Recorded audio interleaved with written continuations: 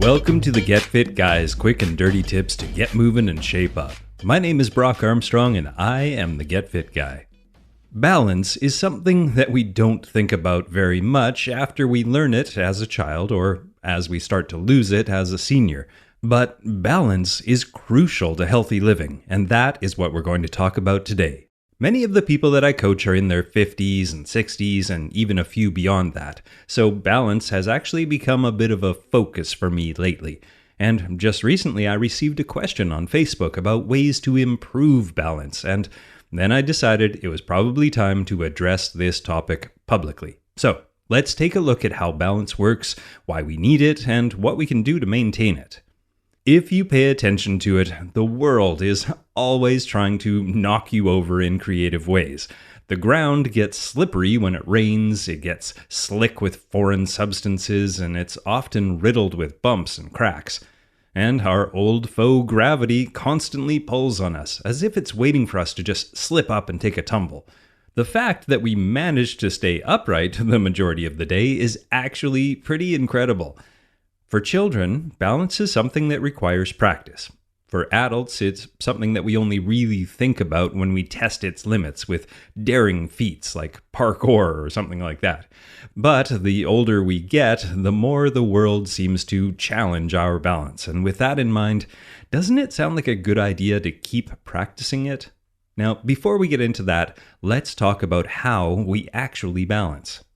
According to the website vestibular.org, balance is achieved and maintained by a complex set of sensory motor control systems that include sensory input from vision, proprioception from touch, and the vestibular system, which controls our motion, equilibrium, and spatial orientation.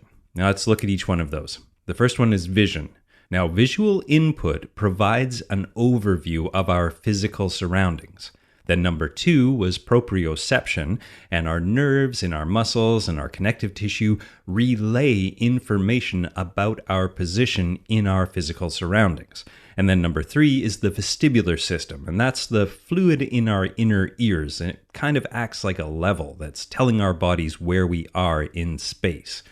Now, if one of these systems is impaired, then the other ones pick up the slack. But this becomes harder and harder as we age. Our vision gets weaker and our muscles atrophy, and that effectively weakens 2 of the 3 systems that we rely on for good balance.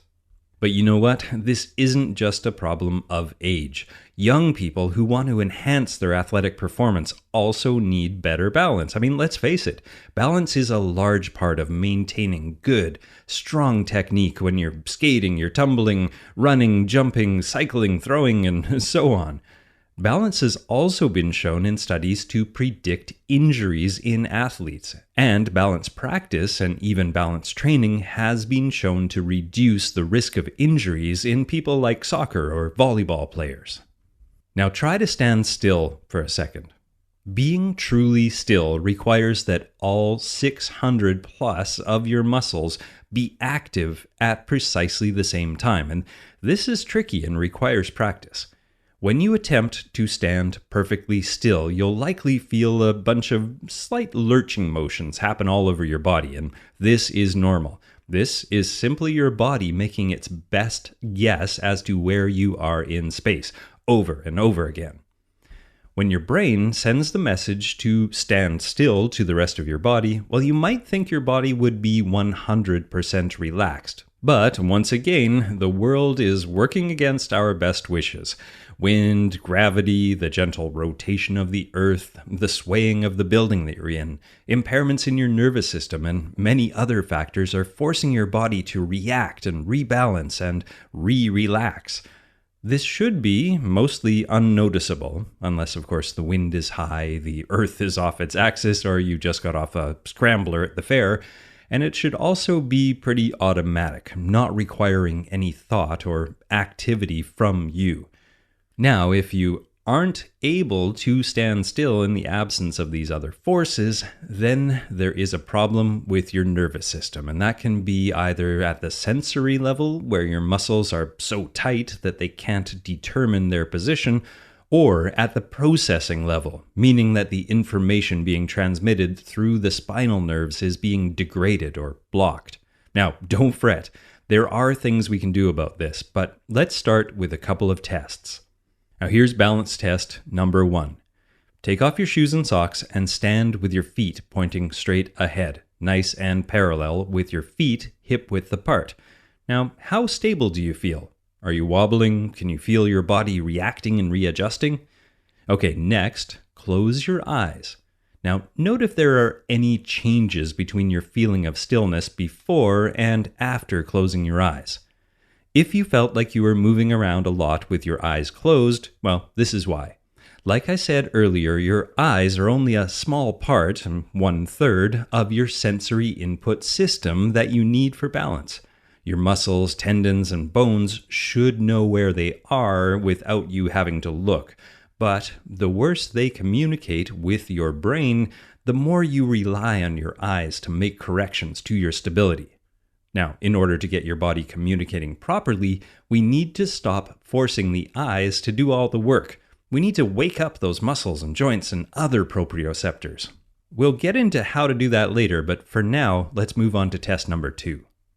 Now this time, stand on one foot, same as before with your foot nice and straight. Now don't bend your knees or stick your arms out like a tightrope walker or grab onto anything for stability. Just balance as comfortably as you can on one foot. Now if you need to stick your arm out or grab onto something, go back and practice test number 1 a bit more before trying this one. Again, once you're feeling solid, standing on one leg, close your eyes. Now, how stable do you feel? Are you wobbling? Can you feel your body reacting and readjusting? You know, we all have some whole body alignment problems. I mean, even me. For the most part, in this comfy and heeled shoe-wearing culture, our inability to balance is a direct result of our chronic failure to actually use all 33 joints in our feet, which then causes a cascade of issues. All right, time to get into the ways to improve your balance. Now, since we just talked about them, let's start with the feet. And tip number 1 is go barefoot. In a study that examined the effect of ankle taping on balance, the researchers actually used barefooted people as their control group, and that's because their balance is superior to those people in shoes.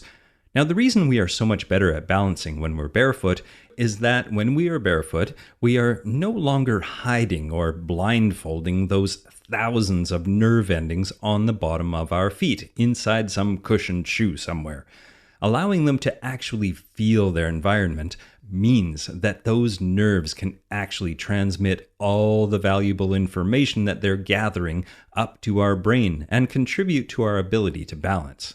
Feet are indeed the foundation of most of our movement, but most of us have them immobilized to some extent for our entire adult lives. By simply going barefoot more often, we can reconnect those nerves and relearn how to use all that valuable balance input. Now, tip number 2 is strength. As we learned, balance isn't all in your eyes and your ears. You have to use your muscles to stabilize yourself. Now, sure, you don't need to get super jacked or look like a balloon animal, but getting stronger certainly helps. Strong muscles, strong bones, and better balance will make you more mobile and less likely to fall. The website called Lifeline has some exercises to improve your strength and balance. They're specifically for seniors, but if you're not a senior, I am sure you can find ways to incorporate similar exercises into your routine. And I'll put a link to that in the show notes over at getfitguy.quickanddirtytips.com. Look for episode 403. Now, the third tip is practice. The 2 tests that we talked about earlier are great ways to practice your balance, and if you're feeling adventurous, I suggest you also invest in something like a slackline or maybe just some 2x4 beams to practice on. A few studies have shown that slacklining does, in fact, improve balance and postural control in female basketball players as well as a broad range of other individuals. And I don't just mean walking on these things either. Bear crawl, inchworm, and crab walk are all great movements to try on your homemade trapeze. And tip number 4 is control your movement. I was putting my running shoes on this morning to go out and run to the pool and back. And while I was getting ready, I practiced my balance by standing on one foot, then slowly reaching down to get my shoe, then slowly sliding it on my foot, and then keeping my foot in the air while I slowly laced the shoe up. Now, I made sure to maintain control throughout that entire movement. The idea is that you don't want to rush through all your movements. Instead, move slowly, deliberately, and control the entire motion. Now, tip number 5 is to do single leg exercises. Now, this one is a bit of a no-brainer, but still worth mentioning. Exercises like single leg deadlifts, single leg squats, pistols, skater squats all demand that you employ your ability to balance. Plus, if you're also using some weights, then you're balancing under load, which means that you will strengthen the muscles and prepare the connective tissue to better balance in the future. Now, tip number 6 is practice dynamic balance. The kind of balance known as dynamic balance is most important to athletes. This is what gives them the ability to maintain posture, alignment, and control throughout a movement. To get better at this, well, you need to practice it. In a study from the Journal in Strength Conditioning Research, female athletes performed either a plyometrics program, which is jumping that's focused on maximal effort and quick reactions, or dynamic balancing and stability, using unstable surfaces. Now, the researchers measured the effect of both protocols on strength, power, stability, and impact force, and they found that both programs improved each measure, but the balance program had a stronger effect on the dominant leg's ability to land softly. Now, the researchers wisely concluded that, and I quote, "A combination of plyo and balance training may further maximize the effectiveness of pre-season training for female athletes." And I would add that it would work for male athletes too. And other studies that I'll link to in the show notes also support that conclusion, that a combination of plyometrics and balance training can improve sprint performance better than plyometrics alone. Tip number 7 is to make it part of your day. Now, if you've been listening to this podcast for a while, you probably saw this one coming.